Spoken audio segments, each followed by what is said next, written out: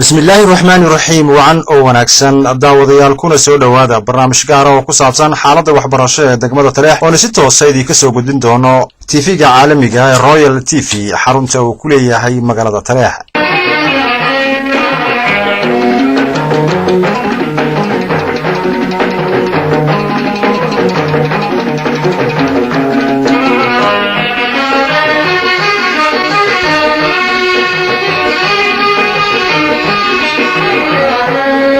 haddaba daawadayaal koorinteenan gudagelin barnaamijkeena kuga hadlayno waxbarashada degmada taariikhiga ee Taleex bal marka hore aan isweydiino waa tuma degmada Taleex halkeese ku taala juqraafi ahaan degmada taariikhiga ee Taleex waxay ku taala ama ay cirifka bari kaga taala dooxada weyn ee godan ee loo yaqaano nugaal godan waxaana ka tirsan tahay gobolka Sool waxay ilaahilaadii 175 kiiloomitir ay dhanka bari kaga daagan tahay magaalada Laascaanood ee xarunta gobolka Sool dhanka koonfurna waxay 80 kiiloomitir uga jirtaa magaalada Garowe. Taleex waa magaalo fac weyn oo si weyn loogu xusuusto halgankii qaraaraha ee xoogagii daraawisheed la galeen isticmaalkii reer galbeed inkastoo degmada taariikhdaasi lahi aysan wax mudnaan ah ka helin dowladihii kala dambeeyay ee dalka Soomaaliya soo maray ayaa haddana qulubta dadka Soomaalida aanay marnaba ka badnayn maqaamka qadarinta iyo maamuuska leh ay degmadu ku leedahay bulshada Soomaaliyeed. haddaba barnaamijkan aynu ku eegayno xaaladaha waxbarasho ee degmada Taleex oo tirada ardayda wax ka barata iskuuladeeda kala duwan hadda lagu qiyaaso ilaa 700 oo arday ayaa tirada ugu badan dhigata dugsiyada hoose dhexe dhawaanaya haddaba TV-ga caalamiga ee Royal Somali TV soo booqday dugsiyada hoose dhexe iyo sare ee Taleex anagoo markaasi ku hormarnay dugsiga hoose dhexe oo dhanka bari kaga yaala degmada Taleex. iskuulka hoose dhexe ee Taleex waxaa dhismihiisii ugu horreeyay la yagleelay sanadii 1962 xilligaasi oo lagu bilaabay 3 fasal waxaana uu soo maray marxalado kala duwan dawladii militariga ahayd oo horkacayay Allah u naxariisto Maxamed Siyaad Barre ayaa fasalo cusub ku soo kordhisay isla markaasina dardar gelisay tayada waxbarasho ee iskuulkaasi kadib burburkii qarankii Soomaaliyeed waxa socodsiinta hawlaha waxbarasho ee daayarta reer Taleex la wareegay ajaariyada qurbad joogta ee reer Taleex oo xilligaasi ahaa ajaariyadaha ugu firfircoon ajaariyadaha ka soo jeeda deegaanada Sool Sanaag iyo Cayn. xilligan ardaydu waxay taagan yihiin daawurka subaxnimo oo macallimiintu ay ku mashquulsan yihiin u kuurgelidda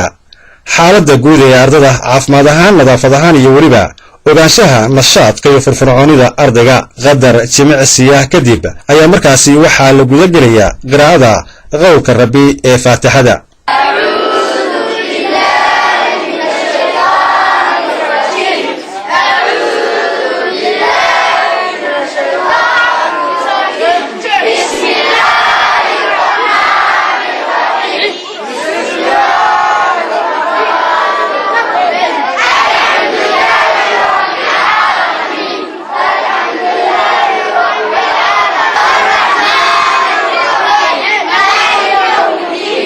mid ka mid ah fasalada ayaanu kula kulannay macallinka maadada Carabiga ee diinta waxaanu kala sheekaysanay xaaladda waxbarasho ee guud ahaan iskuulka iyo baahiyaha waxbarasho ee ka jira waxaana wada sheekaysigan u dhacay sida tan. fasalka 8aad weeye oo sanadkan u gudbaya form 1 termka dambe marka classkan ardaydaas ka joogta waxa weeye waa 50 arday سرديسو قبله تقريبا حوالي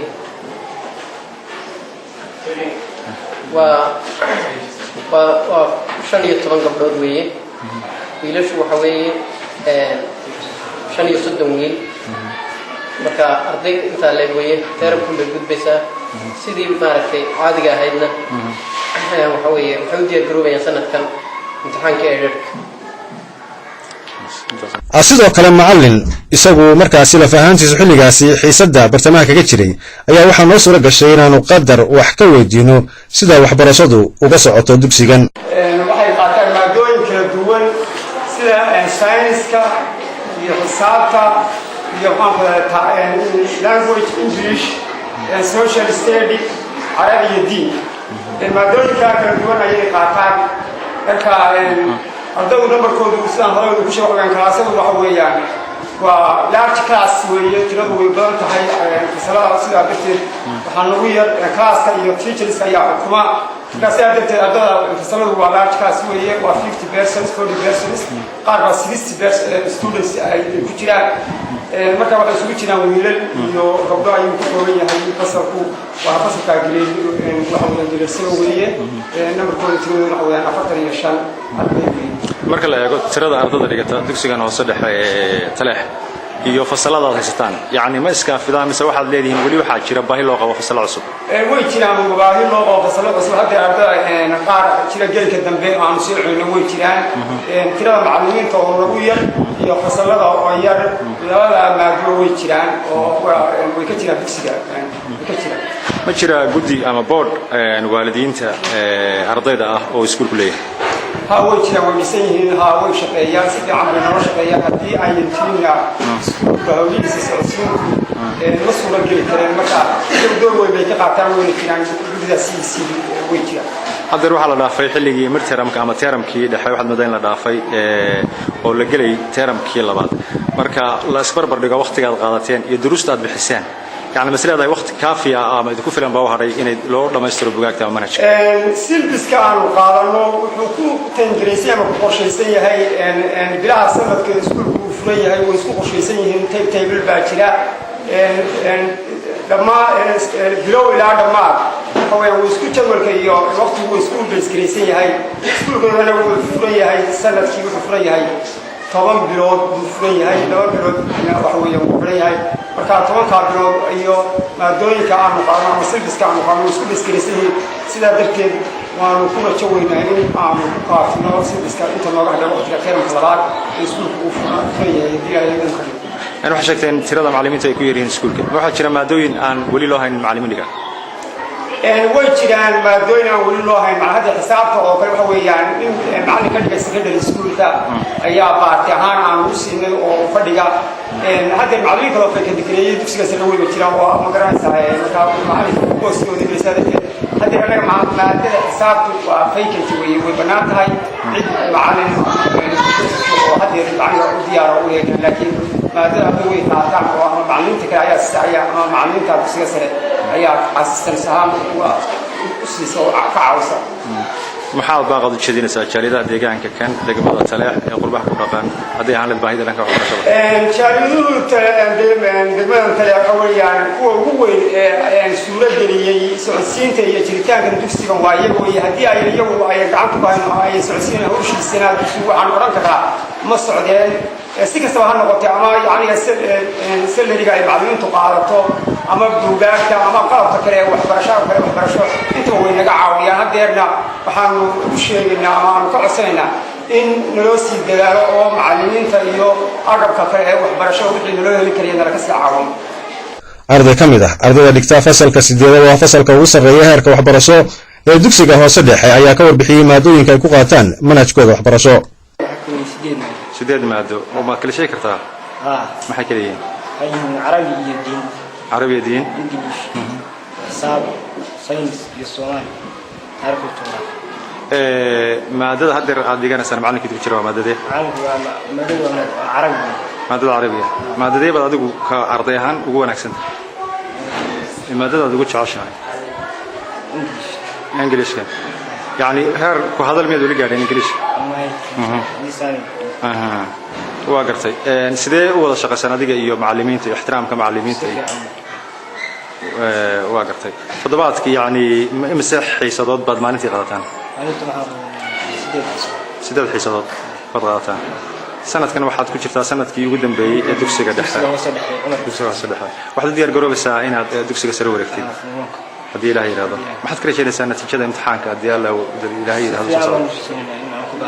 هدي إلهي هذا xaaladda iskuulku waxay ahayd mid sugan oo dadaal dheeraad ah ay muujinayeen macallimiinta iyo maamulka dugsigaasi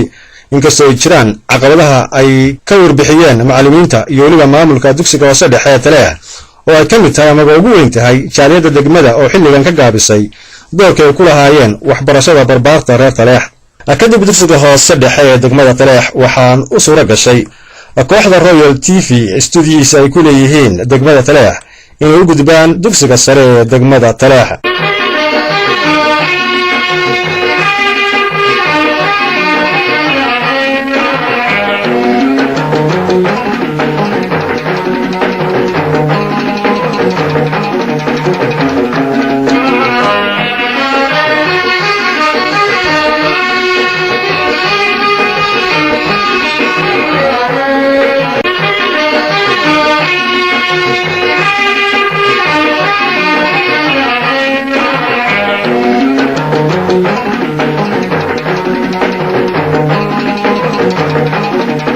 dugsiga sare ee taleex waxaa la dhisay sannadihii u dhexeeyey 2004 ilaa 2005 waxaana hantida iyo kharashka ku baxayba ubadkooda u hibeeyey qurbajoogta reer taleex ee ku kala dhaqan dunida dacaladeeda kadib dhismaha iskuulka ee sannadaha aan soo sheegnay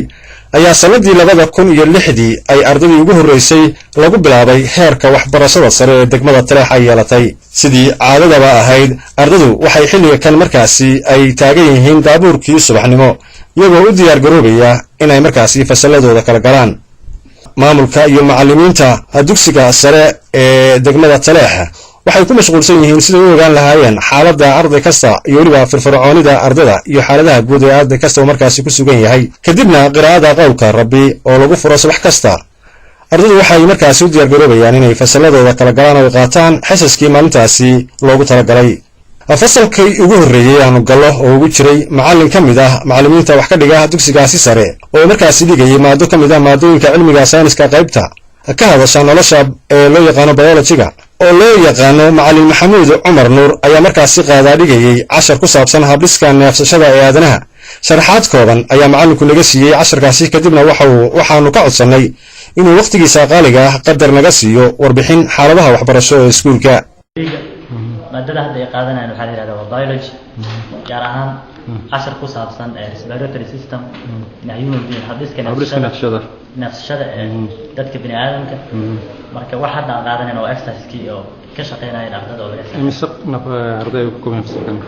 galaaska adigu ka kooban yahay 13 arday waa galaaska ugu sarreeya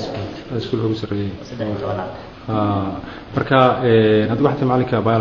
biology chemistry labada maadada digtaan maadooyinka qaataan yani ilaa inta maadada qaataan oo wixii dugsiga sare maadooyinka ugu qaadan jiro oo dhan carabiga ku jiro tarbiyada xisaabta physics biology chemistry all wixii dugsiga sare lagu qaadan jiray agriculture wixii oo dhan hadda waxaad moodaa midtermkiin la dhaafay marka syllabuskii loogu talagalay ardada sidii la rabay ma u qaateen ama ma joogaan meeshii loogu talagalay mise way ka maadooyinka siday u kala adag yihiin iyo waxay ku xiran tahay iyo waqtiga la tirkiisa qaar way iska dhow yihiin qaar waxba harsan laakiin normally waxay u dhow yihiin inay iska sii dhamaadaan hadiiba uu syllabus ku dhamaado waqtiga iskuulku gabagabada taagan yahay maxaa waqtiga u haray ardayda loo sameeyaa ma muraajaca loo sameeyaa revision ugu badan bisha ugu dambayso waxa ugu badan oo la qaato waa revisionki muraajacada exercise fara badan su'aalo fara badan waxa ugu badan sidee bay ku yihiin maadada aad ugu dhigtay biology iyo chemistry ardada wallahi ardada waa kala nooc qaar high class oo aad u fiican qaar middle galaas intii lagu yaqaano qaar fiican qaar dhexe qaar iska hooseeya sanad dugsiyeedkii hore hadii aad joogtay yani ardada ka baxday dugsiga sare ee taleex waa kale يعني انت هبه هاي برسنتج كاردada baastay iyo ardada galaaskii noo qalin jibiyay sanadkii hore all waa wada baaseen adii qaar markii soo sakeeyay waa jiraan laakiin kulli waa wada baaseen wax dhicitaana ma jirin kulligood jaamacadii hadda u wada diireen qaar gobolada aaday qaar dibadaha aaday oo jaamacadii wada helay badankood كم على الهان واسطة حرير كذا كده حياتك يا والدينتا أرضا والدينتا أرضا معموليها كل أرضا وحوا هذا اللي يسوق في عينها وحرير في عينها قال sidoo kale arday ku dhex jira markaasi fasalkiisa ayaan isagana waxoogaa ka su'aalay sida uu arko iskuulka iyo mustaqbalka waxa uu dabacsan yahay أنا حسبت على المادة مهمة وأنا كنت عنها وأنا حسنا qaabka adiga iyo macallimiinta aad u wada shaqaysaan yani waa sidee dadkiina ما نسيت وأنا شكرا معك وأنا شكرا وأنا جسنا وقرنا قادنا دبلنا لا يسكن ودرا شينا intee ma dad ka dhigataan baas leedahay yani iskuulka la soo koobaya تمنت ilaa 10 maado marka macallimiintii wada haystaan maadooyinka oo dhan macallimiin wada haystaan Soomaaliya maxaad ka rajaynaysaa yani maadaama hadda waxaad joogtaan midtermkii ama termkii dhexe imtixaanka yani maxaa isleedahay natiijada leeyahay waad keenaysaa baas leedahay yani إن شاء الله أنا قريب عنك haddii ilaah yiraahdo marka dhameystirka dugsiga sare maxaa yahay yani hadafkaagu ma inaad jaamacad dhigatid mise inaad أنا تعبت kuleedada xiisaynaysaa inaad noqotid ama حسنا مسند injineerkeena qaatid hadda maasanta waxa kale oo noo suura gashay in aanu markaasi la kulanno gudoomiyaha guddi ay leeyihiin ardada dugsiga sare ee degmada Taleex oo isagu ka mid ah ardada wax ka barata dugsigaasi sare ee degmada Taleex waxaanu su'aalo ka weydiinay xaaladda waxbarasho iyo weliba caqabadaha ka jira iskuulka wamaadooyinka secondary-ga oo dhan hadii aad qayb laga xistaa ma naga sheeg maadooyinka haddii aan kala tilmaamo sayniska saddexdiisa qaybood physics chemistry iyo biology maths carabi iyo tarbiya oo muhiim ah nagana maqnaan jiray sanadihii hore haddeer si buuxsan sanadkan agriculture iskuulada qaybtooda lagu qaadan oo macna furadna aan u leenahay iyo Soomaali oo haddeer isaguna naga yar maqnaan sugayno maadooyinka kale oo lagu qaato iskuulka way dhanyihiin marka la eego tirada macallimiinta waxay idin dhigtaa iyo syllabuska aad ku qaadataan oo aad u tiro badan ilaa 10 maado yani ma dareemaysan baahi inay weli sii jirto dhanka macallimiinta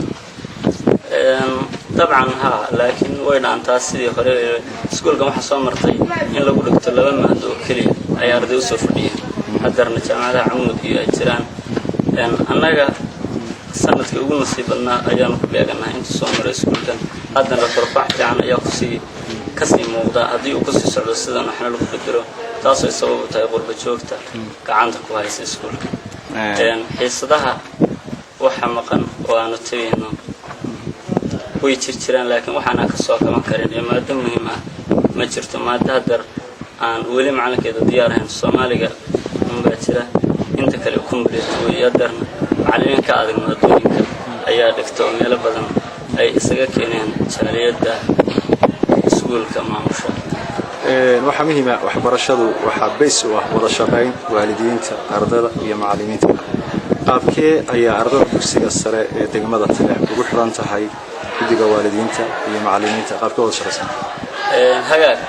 iskuulkan wuxuu leeyahay guddi u gaar ah oo loo sameeyay sanadkan ardayda macallimiinta wada shaqaynta iyo waalidka ardaydana waa u dhex guddi odayaal ah way jiraan xiriirka iskuulka wuxuu marayaa inta iskuulkan furnaa markii uu ugu fiicnaa baa la oran karaa sababtoo waxay jirta arday khilaafaadka u dhaxeeya ardayda wala waayaan ardayda hadda wadooyin taayeen secondary-ga ay isku badhicin laakiin sidaas oo jirtana ardaydu waxay leedahay urur ka shaqeeya wada shaqeynta ardayda iyo wixii waa bini'aadmi soo dhaxgal oo khalada sidoo kale macallimiinta ayaa iyaga group gaar ah فمستر مولبي وليه هاي كلاس وليه فمستر كيسة معمولة وعن تبانا لو مقعدي أيامي ودرس. طبعا وحبرشة هذا حل كانت فكرتها وحبرشة دي دكسي قصرة وما دون كساينتيفيكونا أي كوتشران ساينتيفيكونا كامارمو قلب عصري والله بروتري وكميدي هاي شيء بارك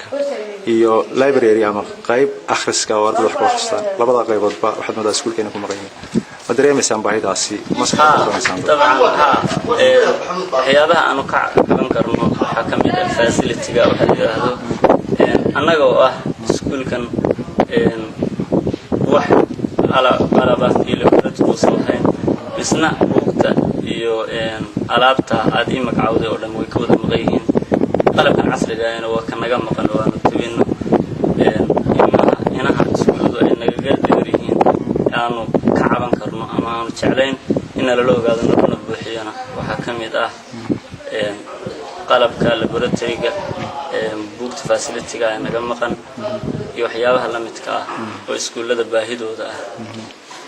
dugsiga sare waa hormuudka waxbarashada dabcan waa heerkii ugu sareeyay waxbarashada degmada Taleex waxaa jirta dhibaatooyin dhanka environment-ga ama deegaanka oo ka jira guud ahaan Soomaaliya gaar ahaan deegaanka kan dhirta la gooynayo dhuxusha loo isticmaalayo dhulkii oo xaalufay nabad guuraya geedo kale oo dhulkii ku soo biirayo iyaga la faahantoodan hore uga jirin deegaankan oo nabad guur iyaguna wada hadaatiin ardayda dugsiga sare ee degmada Taleex ma idin muuqataa baahidaas ama dhibaatadaas dhanka environment-ga ama deegaanka jira dhibaatooyinkan ay ka mid tahay dhuxusha ardaydu qabad ay ka dhibatay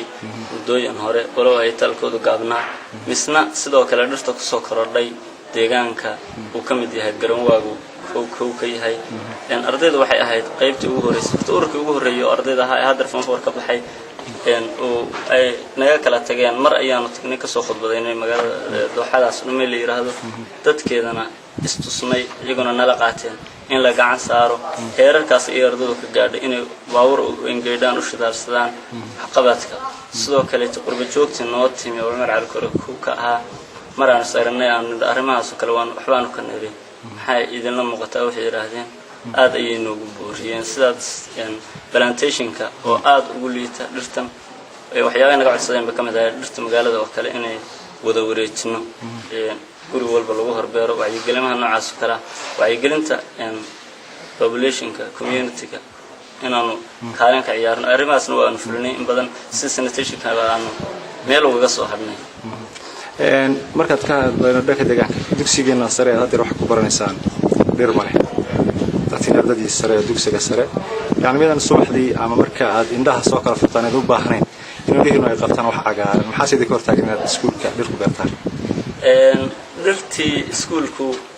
oo hoos u dhac ku yimi saddexdan geed afar bay ahaayeen ka muuqata waxay ahaayeen dhir gacanta aan ku hayno khamiis walba hagaajino shirka intii lagu qabtay dhirtii ayay soo gaadhay daryeel xumadu haddeerna waxaan jeclahay inaanu plantation cusub ku samayno haddii aanu hergasho inaanu kuwii horena way un yare dayacmeen mooyee aanu dardar gelino ayaanuna u gudbino magaalada oo bilicda magaaladu ay ahaan lahayd dhir ayna ka maqan tahay arrintaasna aanu aragnay ka arday ahaan si aanu aaminsanahay inaanu ku soo kornin karno maadaama dadka la eeganayo nahay wax badan oo populationku ay naga daydaan aan rajay waxaa intaasi noo xigtay inaan gallo fasal ka mid ah fasalada dugsiga sare ee Taleex oo xilligaasi uu ku jiray macalinka maadada xisaabta oo loo yaqaan macallin Cabdiraxmaan Xuseen Ducaale waxaanu muddo kooban kula yeelanay xog waraysigan fasalkan waa arday levelku yahay Form 2 secondary-ga Taleex markaas waxay qaataan maxaydan maadka ka qaadanayaan waa termkii labaad baa bilaabmay hadda ku jirnaa waxay marayaan waa way ku fiican yihiin ardayda waxbarashada aad bay u fiican yihiin waa arday ku dadaalaysa especially in maadadan maxaydan maadka ardaydu aad bay u xiiseeyaan inkastoo maadooyinka oo dhan ku dadaalaan arday waxbarashada jecel yihiin saa darteed chapterka ay hadda marayaana waa inequalities weeyaan chapterkaas waa ardaydu aad ugu fiican yihiin marka way ku dadaalaan tirada ardayda fasalka dhigata ardayda fasalka dhigatay waa 25 students 25 arday marka maadada xisaabtu waxay kamid tahay maadooyinka dabcan ugu adag marka laga hadlayo maadooyinka ugu adag bay kamid yihiin marka la eego uguna interest badan ee ardaydu aad u xiiseeyaan haddii kugu adkaatana maxay ahaydaan ku dhibaataynaysa haddii aad fahantana maadooyinka kale oo dhan hogaaminaysa ayaan odhan karnaa maths ka mooyee maado kale oo u dhigtay ma jirtaa waxaan dhigaa physics-na waan bixiya labada maado marka ardada dugsiga sare oo dhan baad u dhigtaa mise fasalka labaad ee dugsiga sare ardada dugsiga sare oo dhan waan dhigaa oo 1 to form 3 muddo intee laga shaqeynayay dugsigan Taleex waxaan ka shaqeynayaa 2 years 2 sano sidoo aragtaa ardada iyo shaqeyntooda iyo macallimiinta iyo waalidiinta degmada Taleex aad bay u fiican si fiican iyo maxaydan uga shaqeeyaan qofka waxbarashada markuu jecel yahay ee uu soo dhaweynaya macallin iyo maxaydan iyo casharkaba marka waa arday waxbarashada danaynaysa oo soo jeeda bayna ku dadaalaan soo dhaweyn fiicanna waan kala kulannay ugu dambeyntiina maamulaha dugsiga sare ee degmada Taleex Ismaaciil Cabdi Xirsi ayaanu ka codsanay bal inuu warbixin naga siiyo xaaladda iskuulka caqabadaha ka jira iyo sida loo gudbi karo waxaana waraysigu u dhacay sida tan horta iskuulka waxa la aasaasay 2000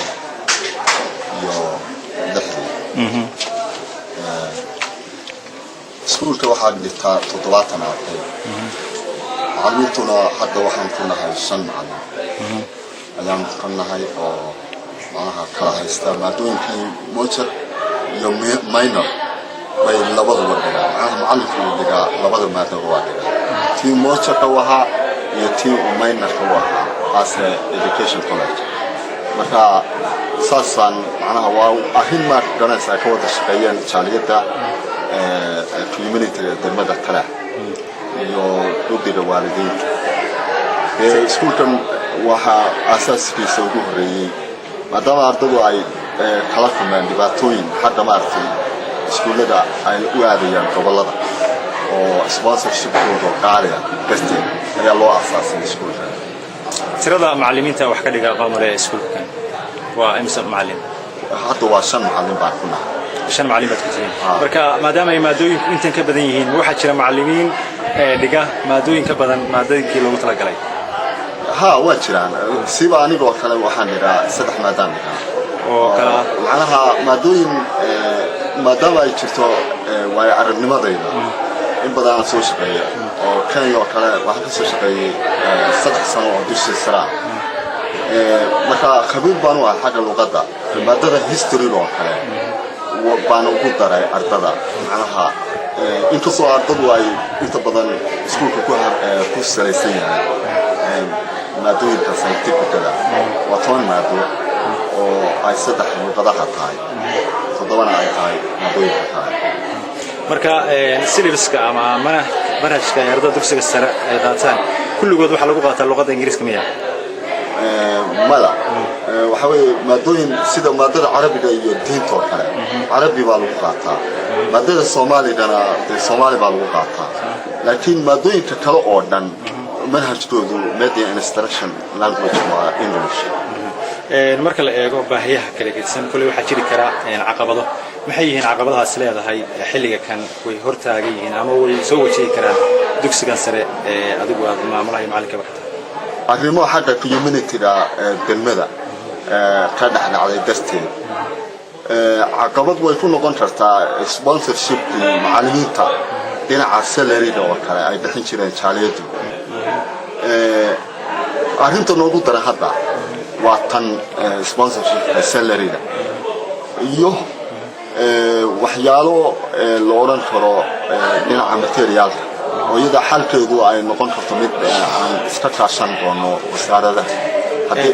marka la eego iskuulku waxa jirta inuu u baahan yahay agabkii waxbarasho marka waxbarashada ay gaadho heerka dugsiga sare sida library ay ardaydu wax ka akhristaan laboratory ardaydu wax lagu baro miyay idin dhameystiran yihiin agabkii waxbarasho iskuulku u baahan laboratory AT waxay keentay qayb ka mid ah inkastoo dee anigu hadda waxaan ahay maamulaha actina maamulihii waa yara xamisan yahay materialku dee waxa aad uga warhayay maamulihii hore oo yara xamisan laakiin way jirtaa AT inay naga caawisay dhinaca laboratory-ga oo ayna siiyeen qalab waxaa kaloo jira library-ga waxaan ka soo qaaday anigu shakhsi ahaan library-ga resources-ka garowe without textbook ardada ka akhrisato way yar yihiin laakiin dee waa wadankana waa khasbanaynaa taas tan ugu dara hadda waa tii aan marka hore aan taabtay muddo intee leeg bay dugsiga waxa jirta yani ina la dhisay dhawaan la dhisay jaaliyaduna ay dhistay sida lagu baqaala ay qayb ka ahayd marka intee lod ayaa ilaa iyo haatan ka qalin jabiyay iskuulka hal lod baa ka qalin jabiyay lod baa hadda ka qalin jabiyay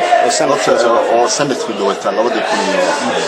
2012 sanadkii dhawaataa iyagu hadda jaamacad bay wada dhigteen jaaliyadda ka shaqaysay siday jaamacad u geli lahaayeen qaarna dee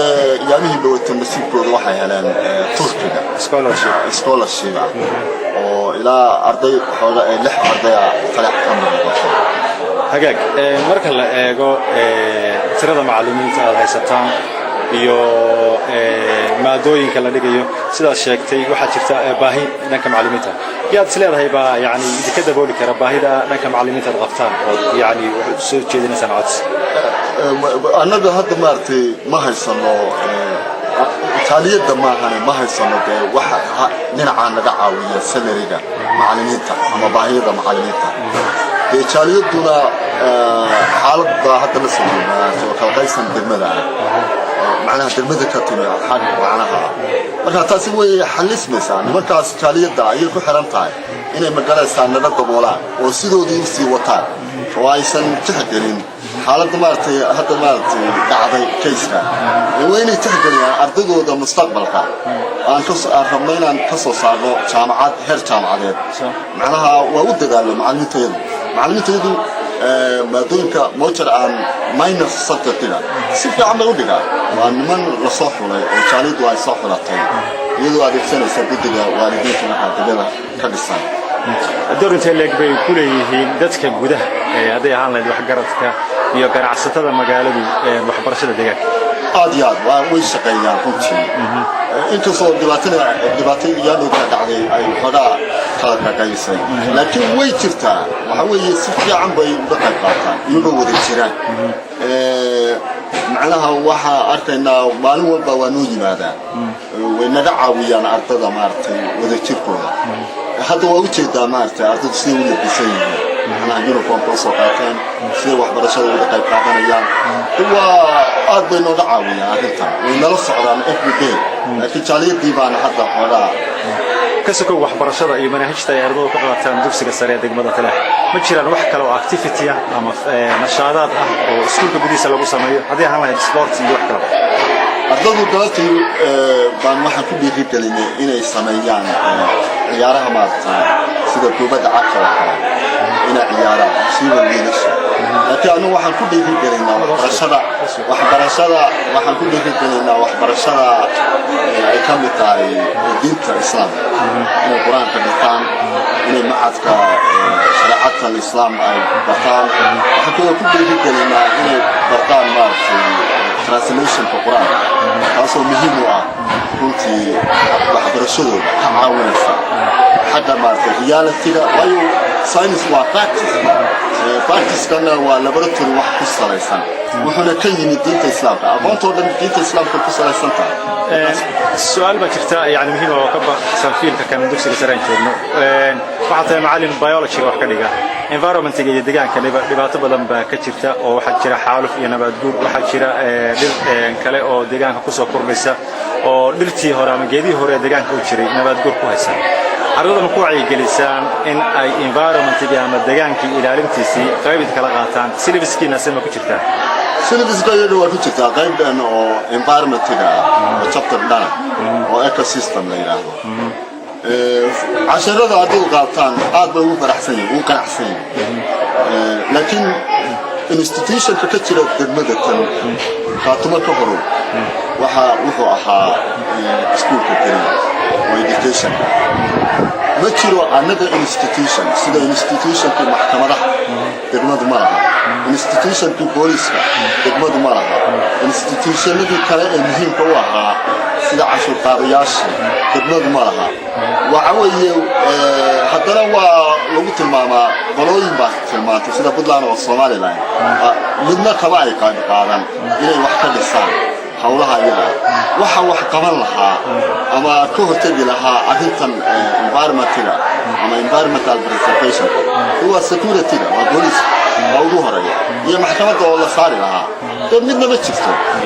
صحابة قاعدين شيء هاي الشريدة ديان كتسرح يكون رقم قربها أو رقم هيك كقبت لك وحبرشة دقمة سرح waxaan u jeedinayaa reality macnaha jaaliyadaasi aad bay u fiican yihiin muddo badan bay waxbarashada wadeen primary education iyagaa waday iskuulka dugsiga sare high school iyagaa bilaabay iyagaa dhisay macallimiinta iyagaa bay garayn jireen lacagta sii jiray in waxaan ka codsanayaa dhammaantood inay arrinta waxbarashada sii wadaan oo aysan macnaha tixgelin waxyaalaha minorska ah ee dadka beenta u sheegaya oo lagu tilmaamo politikada waa inay macnaha isu taagaan si waxbarashada ardada ugu dhiirigelin lahaayeen waxbarashada ayaa bedeli karta community-ga ardada haddii ay high school ka wada baxaan oo dhalinyarta hadda soo kacaysa dhammaantood saameyn bay ku yeelanaysaa transformation ahaan community-ga way bedeli kartaa waxayna noqon karaan dad aqoon leh degmadana way dhisi kartaa marka waxaan oran lahaa jaaliyadu waa inay ka qayb qaadataa sidoodii hore u wataan oo ay sponsorship-kii lacagta ay bixin jireen macallimiinta salariga ay sii wadaan haddaba dugsiga sare ee degmada Taleex oo aan ku soo qaadanay qayb ahaan barnaamijkeena waxbarashada oo ku soo bandhignay xaaladda waxbarashada ee iskuulkaasi ayaa inta badan hadallada ama hadalhaynta ama caqabadaha ay markaasi ka sheeganayeen maamulka iyo macallimiinta wax ka dhiga dugsigaasi ay ahayd jaaliyadda degmada Taleex oo horaantii iyagu ahaa kuwa dhisay isla marhaantaasina gacanta ku hayay arday wax ka barata dugsigaasi sare oo muddooyinkii ugu dambeeyay dadaalkii looga bartay aanay meesha ka muuqan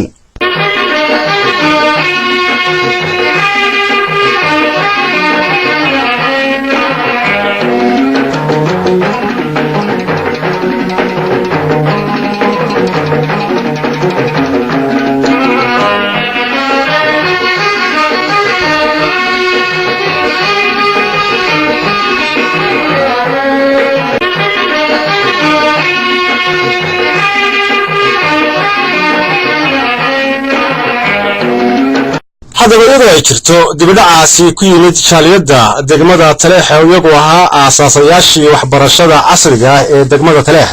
isla marhaantaasina ahaa kuwii dhisay dugsiga sare ee degmada taleex tani wixii ka dambeeyey burburkii dowladdii dhexe ee dalka soomaaliyana ay gacanta ku hayeen quudinta macallimiinta wax ka dhigta dugsiyadaasi kala gedisan iyo weliba agabka aasaasiga u ah waxbarashada ayaa waxaa muddooyinkan dambe la dareemayey dibudhaca ku yimid jaaliyadda iyo waxqabadkeedii dhanka waxbarashada waxaan iyadana la ilaawi karin in ardada wax ka barata dugsiyada kala gedisan ee degmada taleex ay muddooyinkii ugu dambeeyey kaalin hormuudnimo kaga jireen guud ahaanba waxbarashada gobollada sool sanaag iyo cayn taasi oo soo shacbacday kadib markii sanadkii lasoo dhaafay deeqdii waxbarasho ee laga helay waddankaasi turkiga ardada reer taleex ay noqdeen kuwa saamiga ugu tirada badan ka helay deeqdaasi waxbarasho guntii iyo gabagabadiina maamulka iyo macallimiinta dugsiyada hoose dhexe iyo sare ee degmada taleex ee tv-ga caalamiga ee royal uu dhowaan soo booqday waxay weli isha ku hayeen isla marhaantaasina ay dhowrayeen bal inuu soo noqdo doorkii horboodnimo ee jaaliyadda qurbajoogta ee degmada taleex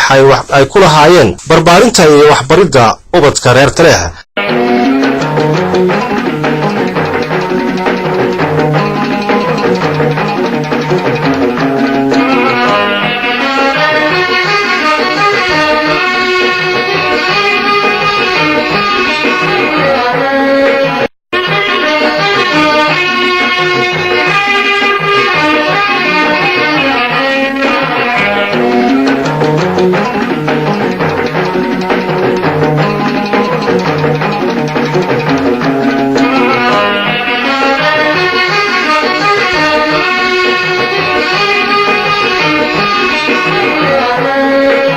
waa tahay daawadayaal guud ahaana barnaamijkeeni gaarka aanu ku qaadaadhiganay xaaladda waxbarasho ee degmada taariikhiga ee taleex ee caasimadda maamulka khaatume state of Soomaaliya ayaa intaasi naga dhan tan intaan hawada dib u kulmi doono barnaamijkan oo kalena waxaan idinku macasalaamaynaynaa assalaamu calaykum waraxmatullaahi tacaala wabarakaatuh